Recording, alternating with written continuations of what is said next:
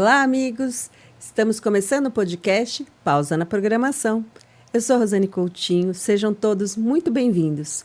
E hoje eu vou conversar com o Gustavo Pinhocchi. Gus, obrigada que você aceitou o nosso convite. Imagina, Rô, eu que agradeço o convite de vocês para poder estar aqui. Obrigada. Antes da gente começar, eu quero agradecer os nossos patrocinadores. Advanced Informática. Obrigada, Felipe. BTO Gestão Completa de TI.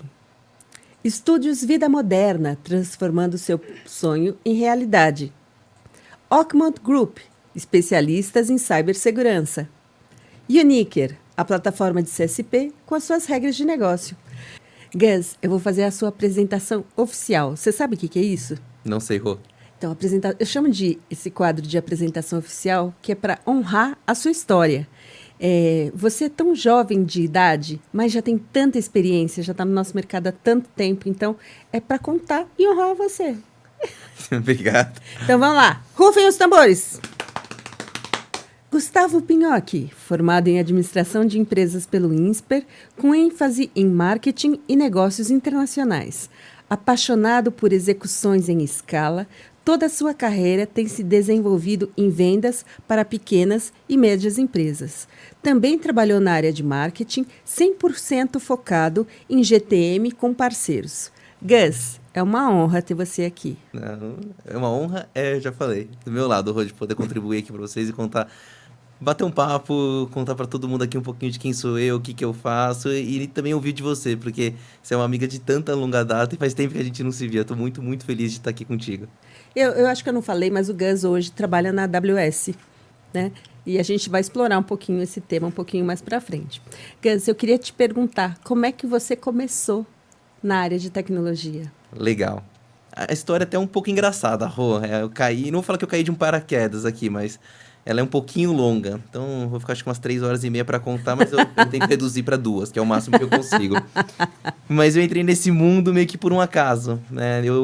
Pouca gente sabe, mas eu saí do colégio querendo prestar medicina. Eu saí prestando medicina. Medicina. Agora me pergunta. Doutor Gustavo. Eu queria ser médico? Nem um pouco. Eu queria abrir hospital, porque eu tinha pavor de sangue. Tem até hoje pavor de sangue. Só que eu queria abrir hospital, então eu falei, vou ser médico, né? Aí eu lembro que até numa conversa com um dos diretores do cursinho, né? Lógico que não passei de primeira, né? Pelo amor de Deus, quase ninguém passa. E aí na conversa com esse diretor, ele comentou comigo e falou assim, você quer abrir hospital? Já pensou em administração? Aí no início eu falei, administração, aquela famosa faculdade de quem não sabe o que quer, né? Aí eu falei, vamos, é isso mesmo. E aí eu acabei prestando algumas faculdades e universidades, e aí eu acabei entrando no INSPER. Então, eu acabei cursando o INSPER, né? O INSPER é uma faculdade muito mais focada em finanças. Então, praticamente 90% da minha sala foi para banco de investimento. E aí, quando eu estava no 5º semestre da faculdade, um parênteses, a faculdade ela era período integral. Então, estudava de manhã e de tarde. Então, não conseguia estágio na época. Só que quando eu estava no 5º semestre, eu lembro que a companhia de estágios acabou ligando e falando, olha, eu tenho um processo seletivo na Microsoft, você quer participar? Falei, vamos, né? Vamos testar, vamos ver como funciona. E aí eu prestei. E aí fiz o processo seletivo e acabei sendo até aprovado. Aí quando eu fui aprovado, eu levei aquele susto e falei, opa, não era programado isso. Acabei sendo aprovado. Aí tudo bem. Aí eu comecei a negociar com a faculdade, né? A Microsoft tinha falado que era flexível, tudo. Comecei a conversar com a faculdade, eles falaram que não poderiam realmente assinar o contrato, porque ia contra as normas, pela faculdade ser integral. Resumo da ópera. Tive que passar vaga. Então eu fiquei bem frustrado, né? Chateado, mas tudo tem um porquê. Eu sempre pensei assim. E aí, um ano depois, já no 7º semestre, veio de novo a oportunidade, a companhia de estágio me ligou, e aí eu bati o pé e falei, eu vou passar nessa empresa de novo. E aí eu falei, quero participar do processo e fui.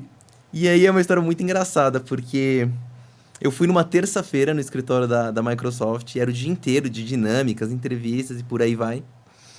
E durante esse bate-papo, eu comecei a notar na dinâmica que era todo mundo muito mais voltado para marketing.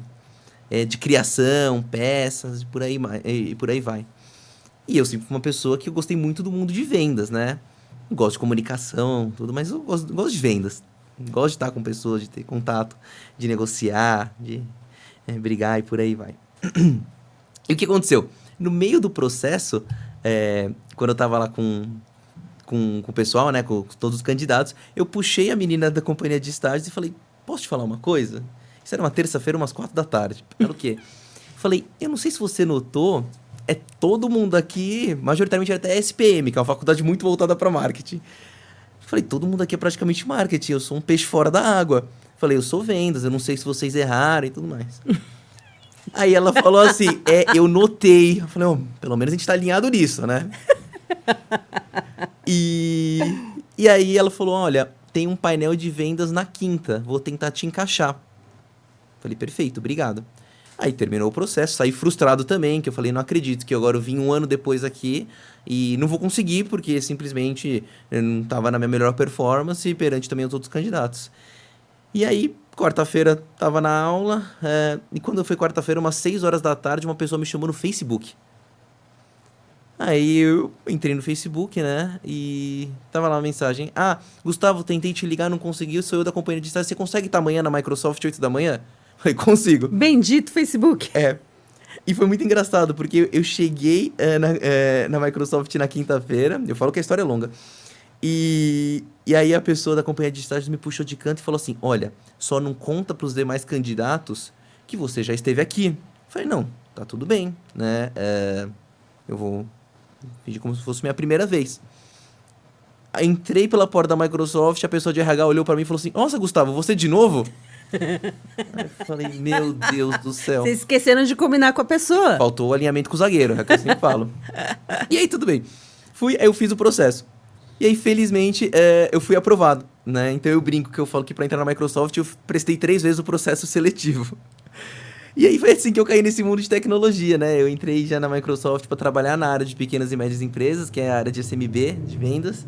E aí, desde então, me apaixonei cada vez mais por tecnologia, me apaixonei mais por trabalho com pequenas empresas. Eu até brinco, eu falo, nossa, se um dia alguém me dá para trabalhar com o Bradesco, com o Itaú, um BTG, é uma coisa que particularmente não me encanta. Respeito quem gosta, mas a minha paixão tá na pequena empresa. Tá conversar com a pessoa que toma a decisão do negócio e, ao mesmo tempo, entrega café para o cliente, sabe? É isso que me encanta muito. E isso faz com que cada vez mais eu esteja nesse mundo.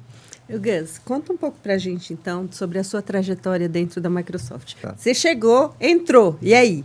Primeiro eu descobri onde que era a porta do banheiro, né?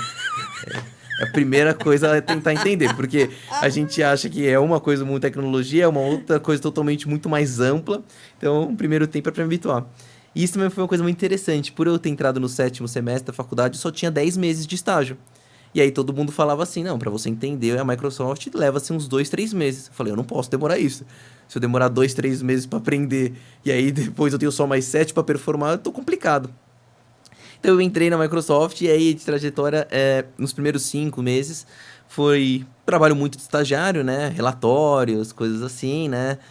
Mandar e-mail para todo mundo falando dos resultados de vendas, entre outros fatores.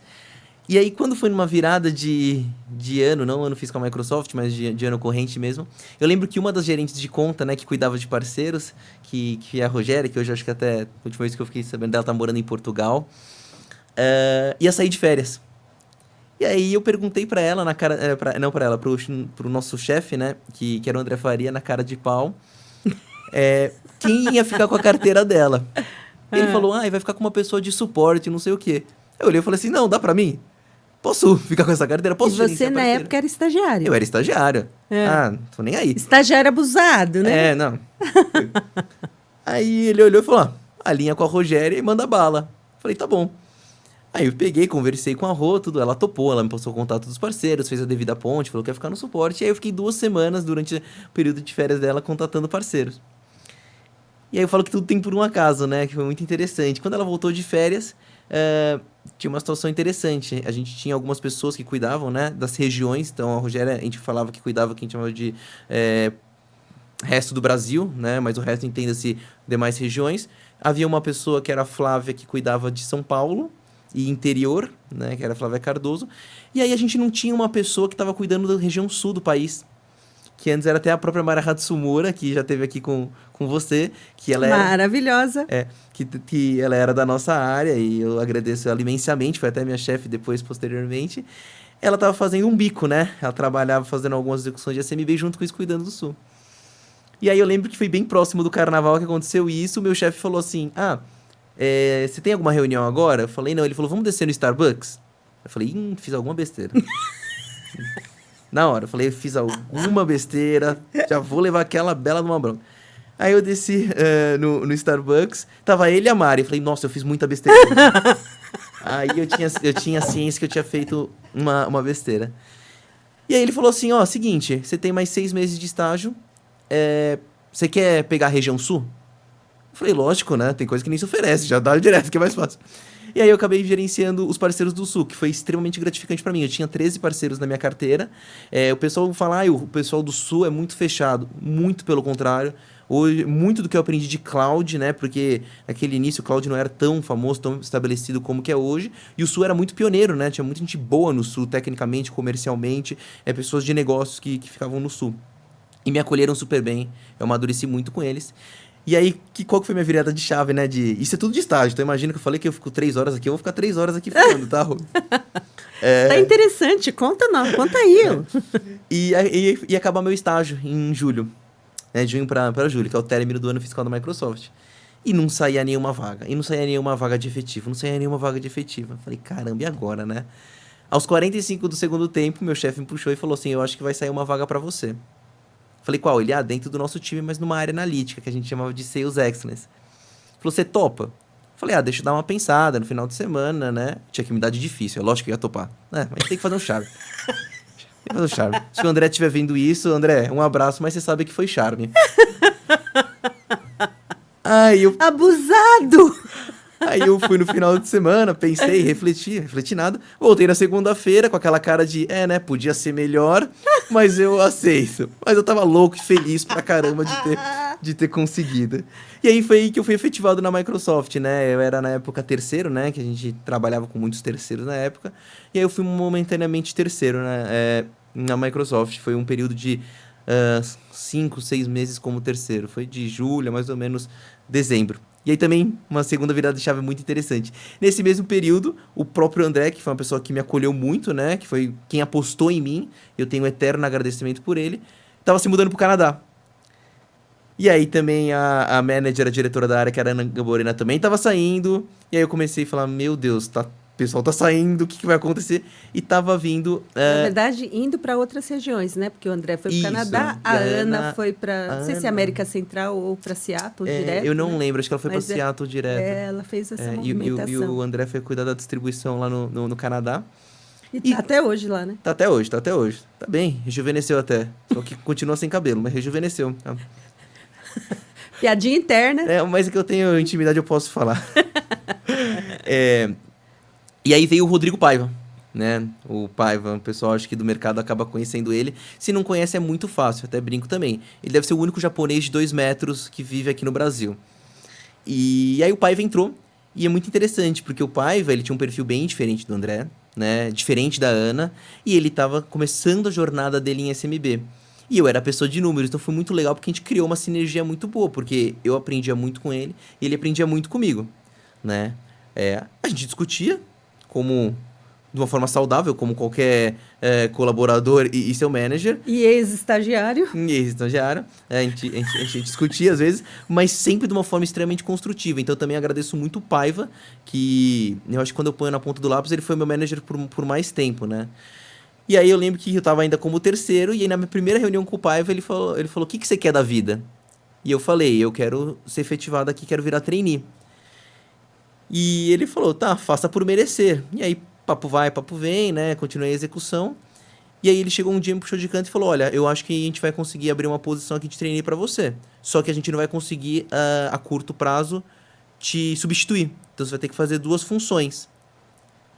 Aí eu falei, beleza, o que eu preciso fazer para isso? Aí ele me deu 2 documentos, né? Um era um documento que eu deveria fazer a gestão do meu tempo, quanto que eu ia desprender de tempo para a função antiga e para a função nova, pelos próximos meses. E ao mesmo tempo, isso foi uma coisa que eu acho que ele fez de sacanagem, sendo franco. A gente tinha um documento... Ô Paiva, você tá vendo que é ele que tá falando, né? A gente tinha um documento que era muito interessante, que era onde a gente colocava toda a revisão dos nossos negócios, eu acho que era trimestral. E a gente dividia entre o time fazer isso. Então, por exemplo, a Mari fazia uma parte, o Paiva fazia a outra, as outras pessoas acabavam cada um fazendo uma parte. Ele me deu o documento e fala, faça tudo. E ele falou, você tem alguma coisa no final de semana? Eu falei, tenho. Ele, não tem mais, né? Ele falou, eu quero isso na segunda-feira.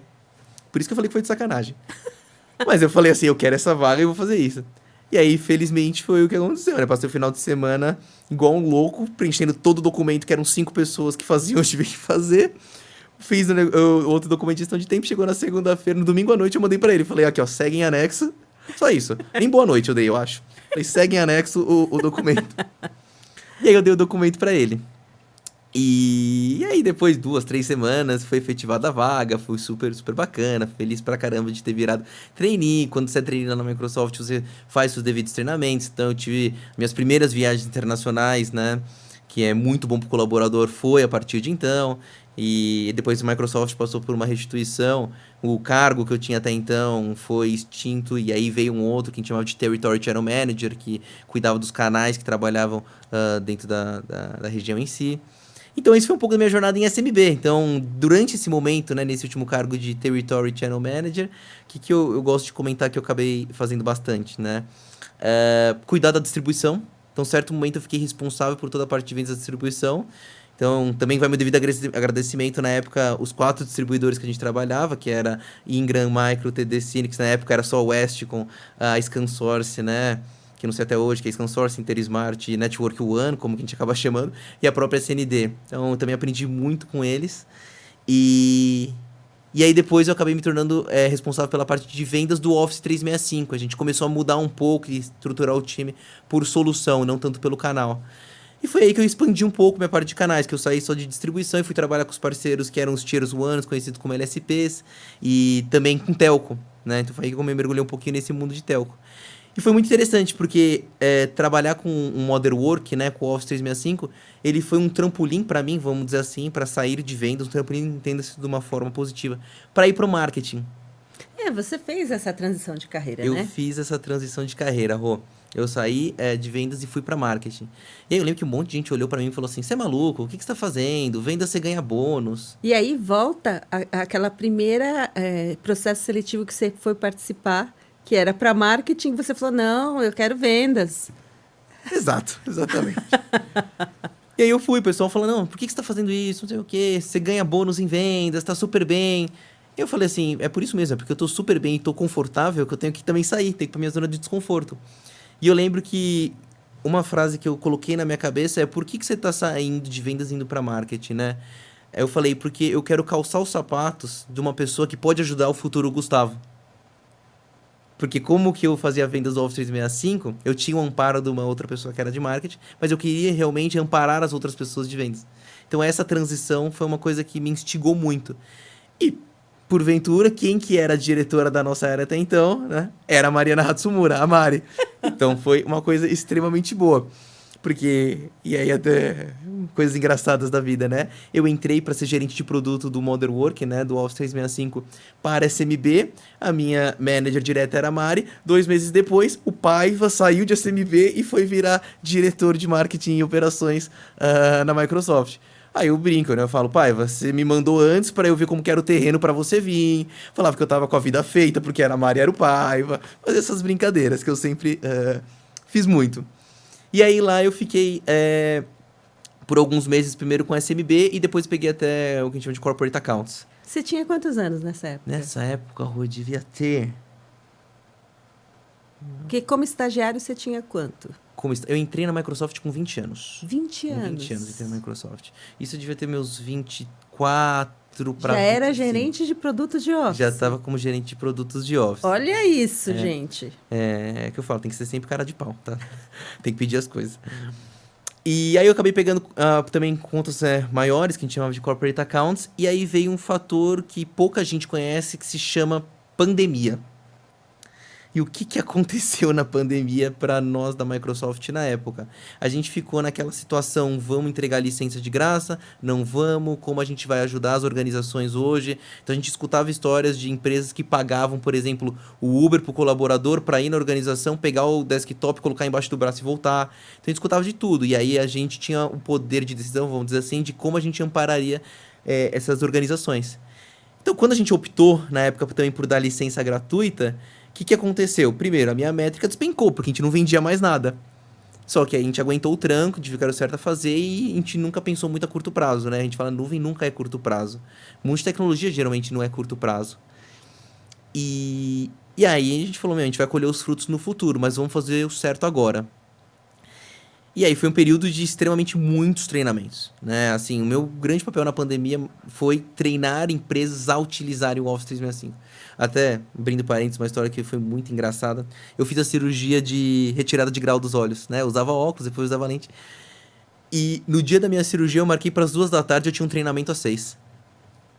E aí E aí? eu saí da cirurgia não enxergando nada, voltei com meu pai, porque a cirurgia é super rápida, é super, não vou falar tranquila, né? Porque realmente dá um pouco de agonia, mas felizmente o médico ele sempre falou o que estava fazendo, então ele trouxe uma tranquilidade.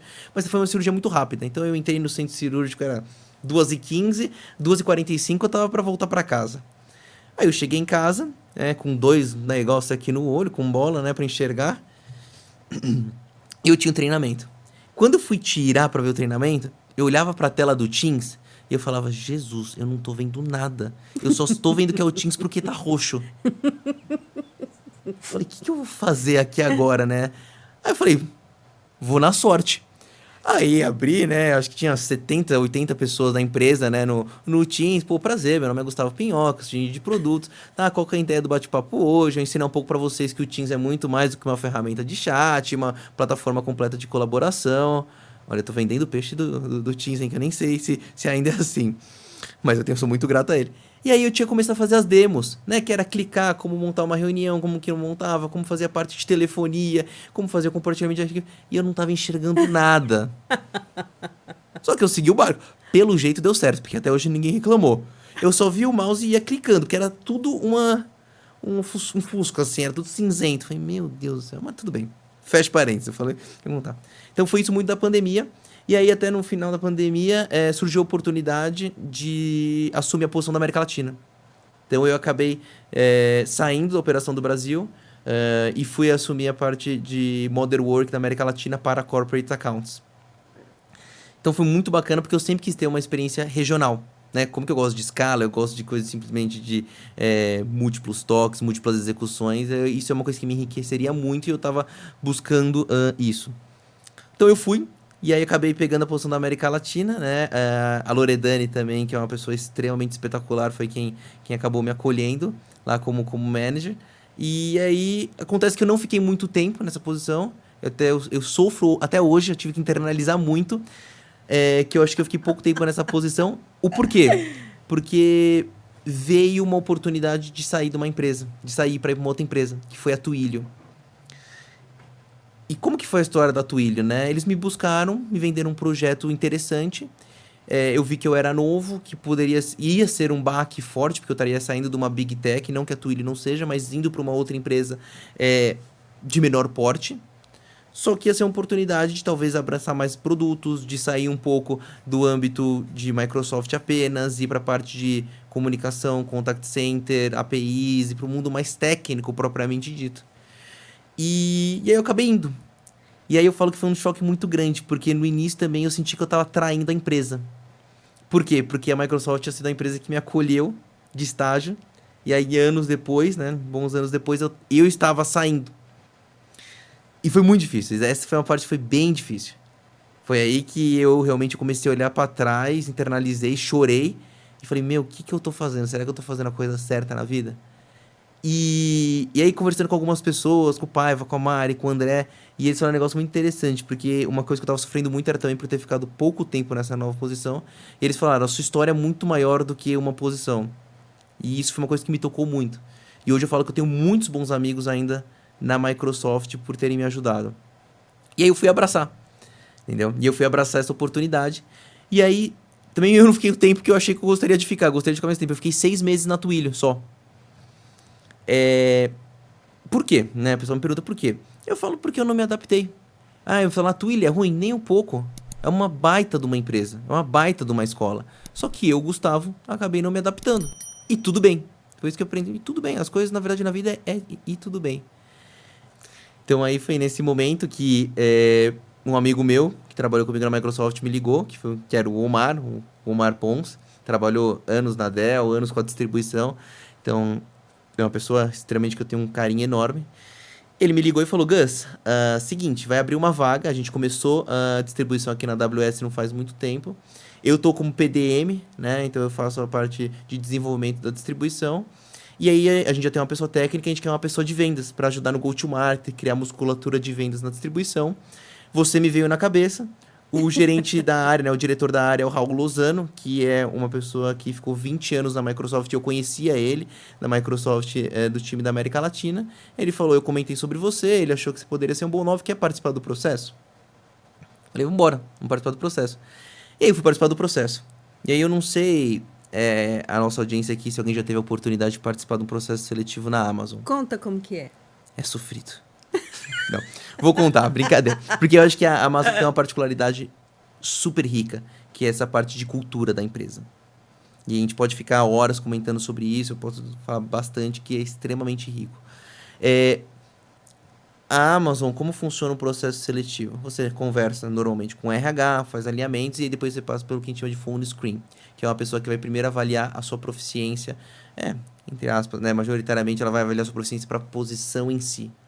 Então ela vai olhar, vai conversar com você e aí vai falar, é uma pessoa bacana para a posição, vamos seguir adiante no processo. E aí você entra numa parte que a gente chama de loop.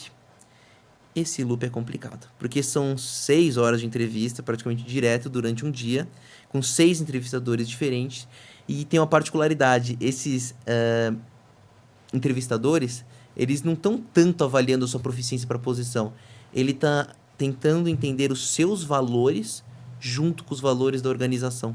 Olha que bacana. É extremamente bacana, Rô. Por quê? Porque a gente tem lá dentro da Amazon os 16 princípios de liderança, que são os nossos valores. E o processo seletivo já, antes de você entrar na organização, você precisa conhecer todos, e aí você precisa redigir praticamente situações da sua vida, no que a gente chama de metodologia STAR, né? Que é S de situação, T de tarefa, A de ação e R de resultado.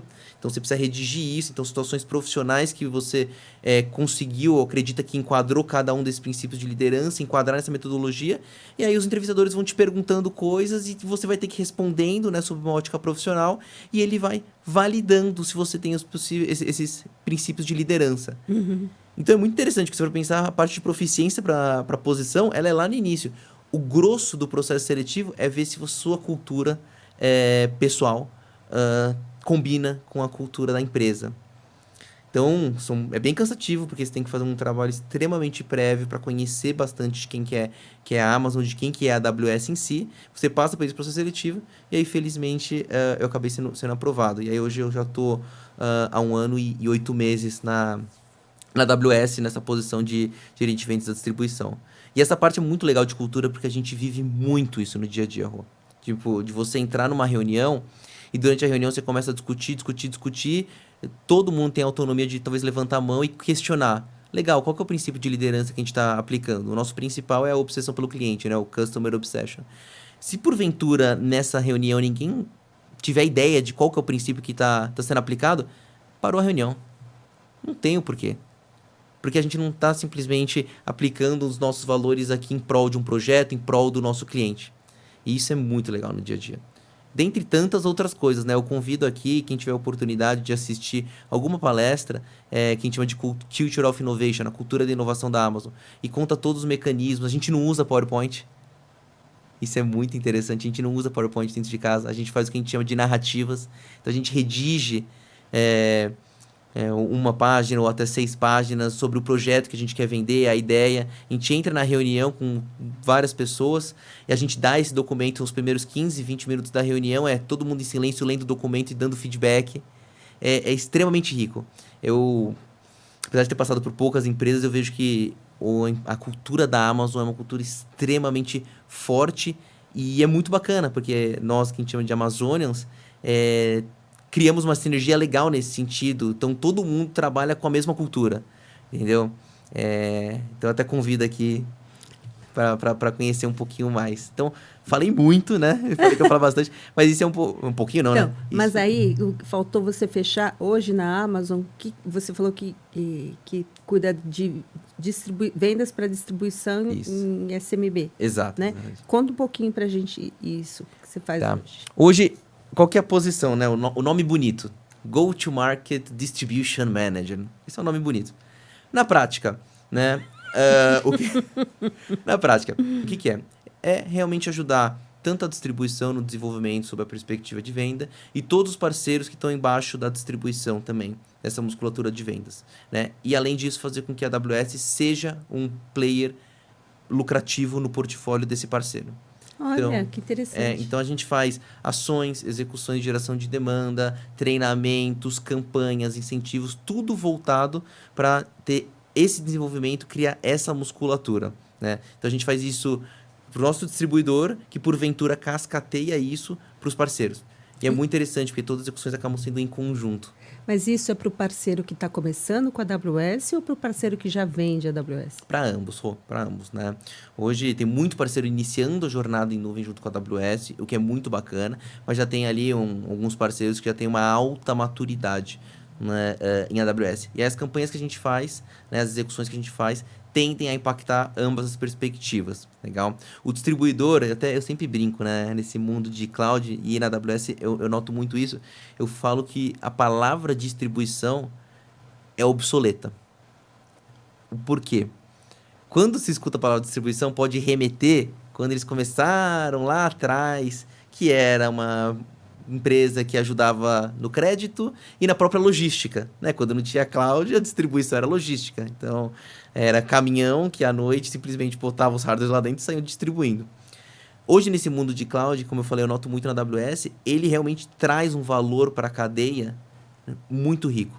Então, a gente preza na distribuição que tenham técnicos certificados, o time de BDMs que toca os parceiros com certificações, que simplesmente consiga aderir e democratizar todas as campanhas de AWS para esses parceiros, para dar oportunidade para o parceiro que está iniciando e ao mesmo tempo ao parceiro que já está de longa data conosco. Então a gente fala que ele é esse grande elo, né? Por isso que eu falo, ele é muito mais do que um distribuidor. Então, ele é um conector, ele agrega valor. E isso é o que me encanta muito, né? Porque quando a gente faz isso com a distribuição e chega nos parceiros, a gente aumenta os nossos parceiros e volta naquela história de escala e por aí vai. Gus, e quando você fala de parceiro, você disse que existem níveis de parceria com a AWS? Isso, exato, né? Hoje, entrando aqui já na operação do dia a dia, quando um parceiro ele começa a jornada dele junto com a AWS, ele é um nível que a gente chama, né? Um tier de register, né? Que é apenas ele se inscreveu na APN, que é a nossa AWS Partner Network, e aí às vezes se filia a um distribuidor que a gente chama de assinar o DSA.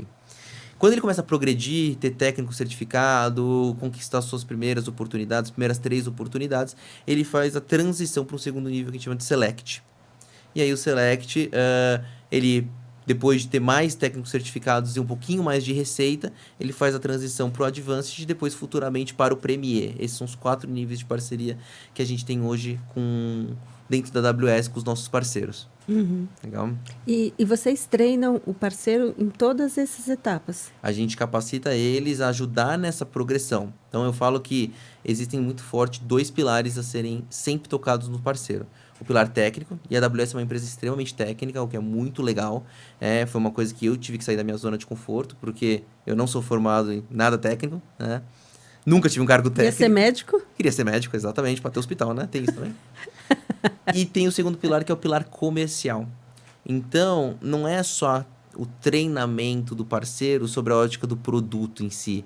É o treinamento de como ministrar uma reunião, de como fazer uma boa formação de propostas, de como trazer uma solução e ter um time to market mais rápido. Tudo isso é o que a gente tenta abordar nesse pilar de vendas em si. Você comentou que entra tanto no pilar comercial, quanto estratégico e de técnico. Nesse meio do caminho, como é que fica o parceiro harmonizando os interesses dele, parceiro, com a AWS, com os seus interesses, né? Como é que a gente harmoniza todas essas duas coisas?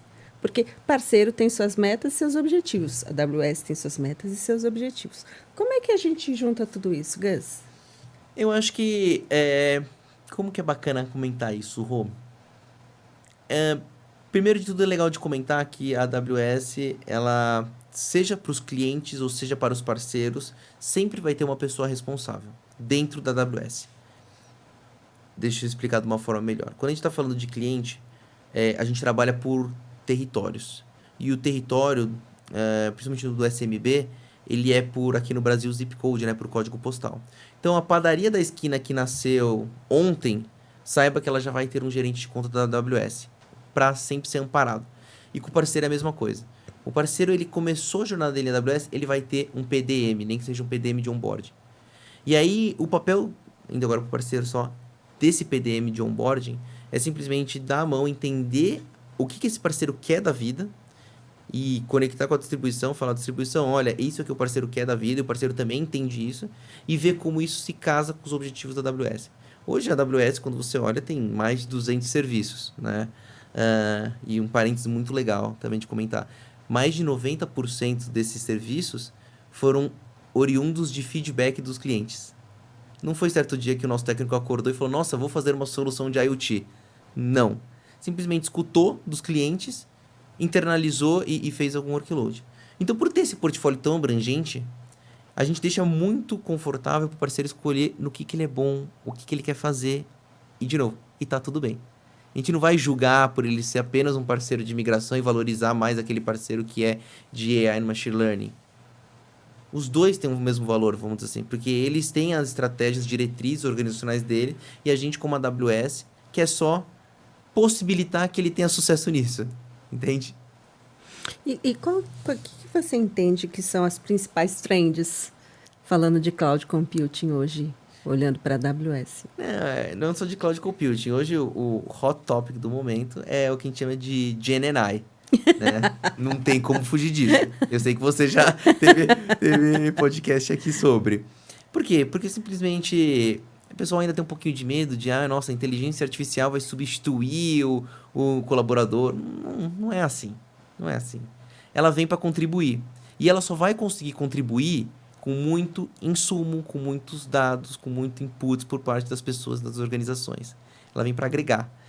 Então, hoje o hot topic é inevitável. Tem que dizer que é a parte da inteligência artificial, GenAI, que vai facilitar as organizações a serem mais produtivas, a serem mais inteligentes, perante o que ela está buscando. Ô Gus, como que a AWS ajuda o parceiro a escalar as soluções? A escalar soluções? As suas soluções. Se ele tem uma solução própria? Uhum. Como que geralmente funciona esse procedimento? Rô, a gente entende que existem os ASVs, né, que são os globais, e aqui a gente fala de Trend Micro, Veeam, Fortinet e tantas outras. E existem os ASVs locais, né, que são aqueles que não são a nível mundial, mas que têm às vezes muita grande relevância a âmbito nacional. Então a AWS ela tenta trabalhar nesses dois prismas como forma de escalar eles através dos marketplaces. Seja o marketplace da AWS, que possui mais de 1.500 soluções de ASVs distintos, seja muitas vezes através do marketplace da distribuição. Então, hoje, os nossos distribuidores na AWS, a gente trabalha apenas com dois. A gente trabalha com a TD Synnex e com a Ingram Micro. Ambos conseguem pegar a solução dos ASVs, principalmente os locais, e expandir. Fornecer para a base de parceiros. Treinar alguns parceiros específicos solução. Ajudar esse ASV, como ter, às vezes, programa de canais, como otimizar o seu ambiente. Então, é um pouquinho disso que a gente faz junto com a distribuição, a AWS, mais a distribuição, para poder dar vazão e amparar esses ASVs. Ô Gus, eu estava aqui pensando, você teve cargos altos, com pouca idade e sempre muito bem sucedido. Obrigado. É verdade, né? Sim, felizmente sim.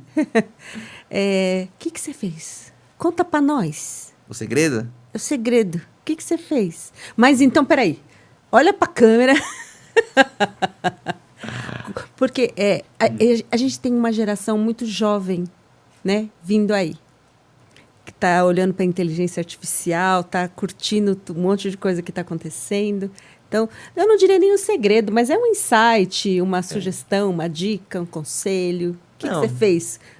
Vamos lá. Primeiro de tudo que eu acho legal comentar, a nova geração, falo nova geração como se tivesse 50 anos, né? Mas o pessoal agora dessa nova geração brinca a síndrome do CEO. Com 20 anos já quer ser presidente da empresa, né? E eu falo, o primeiro insight é dê tempo ao tempo. né? Dê tempo ao tempo. Às vezes você não vai conseguir uma coisa no momento que você quer, mas é porque, sem sombra de dúvida, tá guardado para você no momento futuro. E eu sou um exemplo clássico nisso. Quando eu passei na Microsoft na minha primeira vez, não pude entrar, fiquei frustrado, e um ano depois, felizmente eu entrei numa posição que me fez muito mais feliz, né? Então eu acho que o primeiro insight pode ser o dê tempo ao tempo. O segundo que eu falo, que eu acho que eu fiz bastante na minha carreira, eu comentei aqui, é o seja o cara de pau. Com respeito, né? E não seja abusivo, mas seja o cara de pau. Não tenha medo de pedir. Peça as coisas, o máximo que vai acontecer é receber um não. Gente, quantos nãos a gente recebe na vida? Então, tenha cara de pau, no caso de não tenha medo, vá atrás, peça ajuda, que são coisas que às vezes a gente fala, mas não é tão fácil de aplicar, né? E eu acho que eu tive isso que felizmente me ajudou muito nesses meus desenvolvimentos, né, de carreira. Então, o tempo ao tempo, seja o cara de pau, e sem falar os valores como pessoa, né? Sempre trate todo mundo com respeito, todo mundo merece ser respeitado, e às vezes a gente encontra pessoas que não respeitam. Eu sempre tento tratar o máximo de pessoas com empatia, né? Você me conhece bem, você sabe que eu sou ligado no 330. Se a gente armasse esse podcast às 4 da manhã, eu estaria igual, né? Eu tô aqui... Não, vocês separaram que hoje eu falei pouco, né? Mas óbvio, a gente quer ouvir o Gus, a gente tá aqui para isso. Você falou que eu tinha 3h30 de podcast. Exato. Então tá bom, né?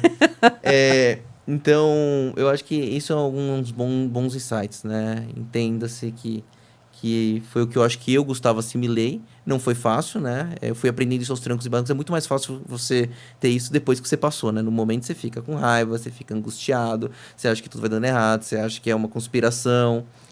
Mas... Não, é verdade. Teoria da conspiração. Exato. Como é que chama aquela série lá?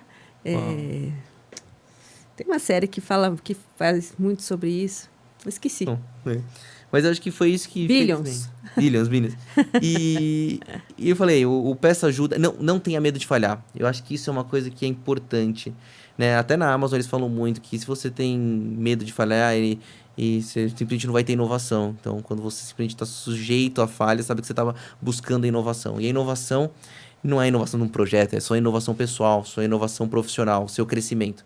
Né? O esteja confortável na zona de desconforto. Esse é o termo que muita gente usa. Esteja confortável na zona de desconforto. Exato. Quem falou isso foi o Paiva uma vez. Então, vamos dar um spoiler aqui? Pode falar. Em breve teremos o Paiva aqui, tá? Me chama. Paiva, você deixa? Não, eu te chamo para falar oi para ele. Não, mas é só por isso mesmo. Tá bom. Então eu te dou a data. Eu adoro o Paiva, mas minha cota dele já deu. Então, eu preciso de alguns anos sem o Paiva para depois conversar. Ai, meu Deus do céu!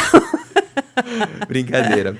Mas então eu acho que isso é muito importante, né? Essa questão do não tenha medo de falhar. Isso é muito, muito, muito importante, porque isso vai realmente te fazer crescer. Gus, a gente está se encaminhando para o final e eu queria te pedir, qual é o seu momento pausa na programação? Quando você para e recarrega suas energias? Tá difícil, hein, saber isso daí, né? Vamos lá. Mas eu acho que uma coisa que eu sempre gostei muito, Rô, e cada vez mais eu tenho praticado, eu adoro comer. Adoro. Eu também. E aí, é exatamente isso.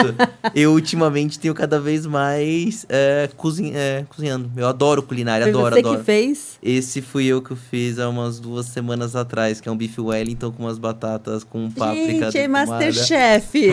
E é muito interessante. Tem decoração. Tem, adoro empratar, eu adoro essas coisas. Eu até brinco, falei errado, empratar. Eu tô terminando o MBA agora, né? Eu faço MBA de liderança e inovação, e eu até falo, provavelmente vou terminar o MBA e um curso que eu quero fazer é um curso de gastronomia. Não talvez uma faculdade por completo, mas um curso. Eu adoro. Eu encontrei na culinária uma coisa que eu tenho uma paixão, que é meu desestresse, que é a minha pausa na programação. É aquele momento que eu coloco um fone de ouvido, coloco um boné e fico 6 horas ali cozinhando, fazendo coisa diferente, testando coisa, acertando, errando, entendeu? Ficando frustrado quando eu erro, eu me cobro muito, mas quando fica delicioso eu falo que eu fico metido, que eu fico por 3 dias falando que o prato estava delicioso. Mas eu acho que esse é meu momento de pausa na programação. E esse cardápio é variado? Como é que é? É bastante variado. Eu adoro fazer coisa diferente. Eu faço massa, eu faço carne bastante, adoro fazer peixe. Eu não faço doce. Eu adoro comer doce, né? Mas, engraçado, eu não faço doce. Eu gosto de fazer...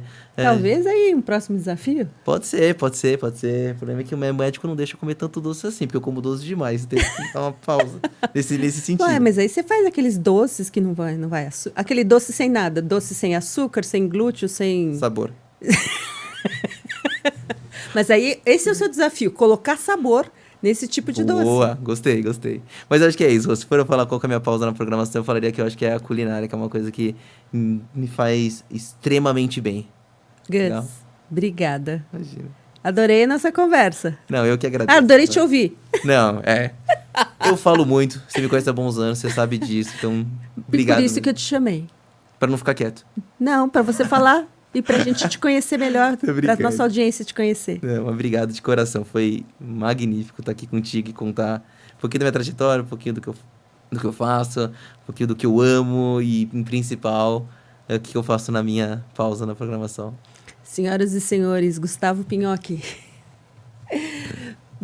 Obrigada. Até semana que vem. Tchau, tchau.